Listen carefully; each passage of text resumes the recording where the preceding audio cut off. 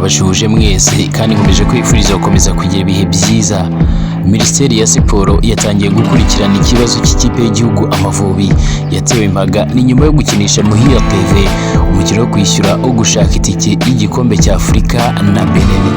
Hari ku itariki 29 Gicurasi kandi afite amakarita abiri y'umuhondo. Byagenze bite? Ese bihagaze bite? Ese Minisiteri ya Siporo iri gukora iki? Ese Ferwafayo yiteguye gukora iki? Ni inkuru ibabaje cyane ku bakunzi b'umupira w'amaguru hano mu Rwanda muri rusange. Nitwe Mwirekana Mugire nk'ibisanzwe, akazi kanjye ari kamwe no kukugezaho byinshi bitandukanye babiri gutredinga hirya no hino mu isi. Reka durebere hamwe inkuru ibabaje cyane ku bakunzi ba ruhago hano mu Rwanda. Waba uri mu Rwanda cyangwa se hakurya y'imbibi z'u Rwanda, ndagushuje kandi wifuriza gukomeza kugubwa neza. Niba ari ubwa mbere udusuye, ndagusaba gukanda handitse subscribe kugira ngo utacikwe n'amakuru yacu agiye atandukanye yo gutredinga hirya no hino mu isi. Niba kandi hari ibyo uri kubona bitari kugenda neza, ndakwifuriza gukomera no kwihangana. Uyu munsi bitameze neza, ejo birahinduka bikagenda neza cyane. Nguhaye ikaze. U Rwanda rwasubijwe n'ishyirahamwe rya ruhago muri Afurika CAF ku itariki 16 Gicurasi umwaka wa 2023.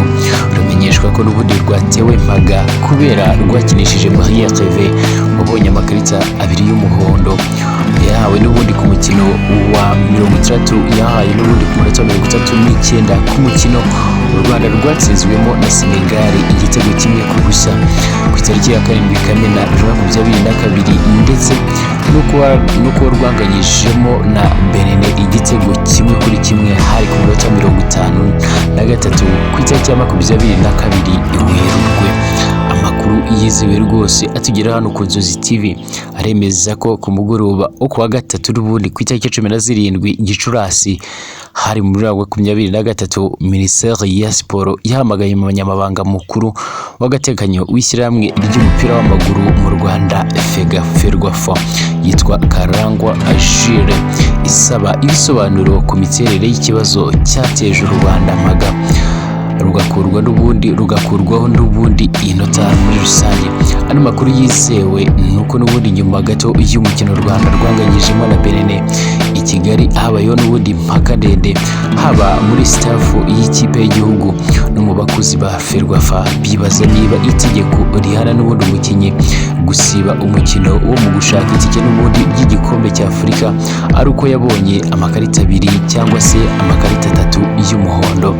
Bamwe batekerezaga ko n'ubundi ari 3, nyamara muri 2022 mu gihe cya COVID-19 CAF yashyize n'ubundi ku marushanwa n'ubundi y'amakipe club, kuko n'ubundi akina imikino myinshi ariko aguma kuri 2 ku makipe y'ibihugu, kuko n'ubundi iyi mpuzamashyirahamwe yasanze ko akina imikino mike ndetse ashobora guhindura n'ubundi abakinnyi kenshi. Nyuma y'uyu mukino u Rwanda rwanganyijemo na Benin igitego kimwe kuri kimwe, n'ubu iki gihugu cyatanze ikirego kuri CAF. Inyuma yo kucyakira n'ubundi ku itariki ya 10 Mata 2023, CAF yandikiye u Rwanda inaruha iranarindwa y'iminsi 7 iyo kuba n'ubundi rwatanze ibisobanuro ku kuba rwarakinishije Muhire TV afite amakarita abiri y'umuhondo. Ku itariki ya 16 Mata 2023 nibwo Ferwafa yandikiye CAF itanga ubwiregure bukubiyemo n'ubundi ingingo zisobanura neza impamvu Muhire yakinishijwe, nubwo mbere y'uyu mukino n'ubundi abarebereye Amavubi bari bazi n'ubundi neza ko afite aya makarita. Ubwiregure bwarwo bwateshejwe agaciro ndetse n'ubundi bituma u Rwanda ruterwa mpaga y'ibitego 3 ku busa n'ubundi muri rusange. Itegeko rya 42 n'ubundi kubijyanye n'imikino yo gushaka itike igikombe cya Afurika rivuga ko n'ubundi umukinnyi ubonye amakarita abiri y'umuhondo agomba gusiba umukino ukurikiyeho. Iki gihano kandi kigomba n'ubundi kumenyeshwa n'ubunyamabanga bwa CAF ku mashyirahamwe bireba. Ingingo ya 12 ivuga ko n'ubundi ikipe yemeye umukinnyi wahagaritswe n'ubundi gukina agomba gutakaza n'ubundi umukino ku bitego 3 n'ubundi ku busa. Iki kibazo cyanatumye n'ubundi abasifuzi bayoboye uyu mukino barangajwe imbere na Joshua Bombo bahagarikwa muri rusange. Bondo yahanishijwe amezi agera kuri 6 yahagarikanywe n'ubundi n'abasifuzi bane barimo uwamwunganirizaga cyangwa se wamwunganirizaga n'ubundi wa mbere yitwa Solu Fatsoline, uwa kabiri yitwa Mugomoti Murakire, n'uwa kane Tsembo Mokani Gorobogo,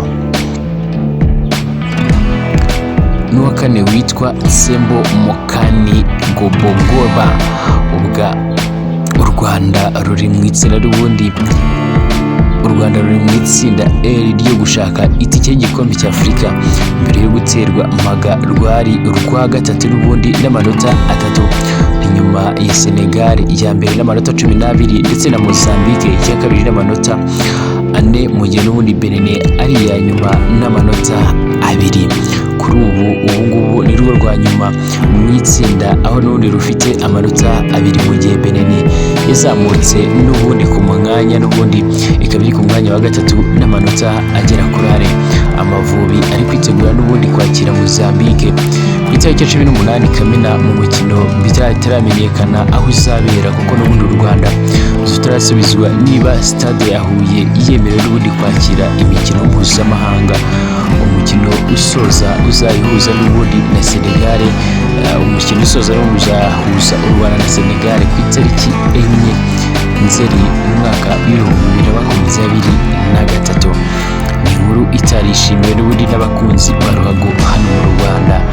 Benshi ntabwo babyumva neza, abandi rwose barababaye ndetse bafite n'agahinda gakomeye cyane kumva ko ikipe yabo bakunda kandi bihebeye Amavubi yaramaze gukugwaho amanota cyangwa se yaratewe Maga. Ni ibintu batumva neza cyane. Mu gihe ari ikipe y'Amavubi n'ubundi usanga iyo yinjiye mu kibuga ari ikipe ibereye ijisho mu myambaro myiza y'umuhondo ndetse n'ubururu, nimero n'ubundi zandikishije ibara ry'ubururu muri rusange, nahagana hasi ku makabutura bakakunze kubasa ubururu, amasogisi y'umuhondo, inkweto n'ubundi z'icyatsi, umutuku ndetse n'irindi bara rigiye ritandukanye ryiza. Ku munyezamu aba yambaye imyenda y'umutuku myiza cyane cyangwa se bakambara imyenda y'ubururu. Abasore rwose ubona bameze neza kandi basa neza iyo bahagaze mu kibuga, kandi baba batanga icyizere cyo kuba hari aho bahageza. Reka turebe Minisiteri ya Siporo imaze gutangaza neza ko yamaze kwinjira muri iki kibazo. Reka turebe icyo bizatanga. Nitwe Mbirekana Mugire, aha ni ku Nzozi TV. Niba ari ubwa mbere dusuye, ndakwibutsa gukanda subscribe kugira ngo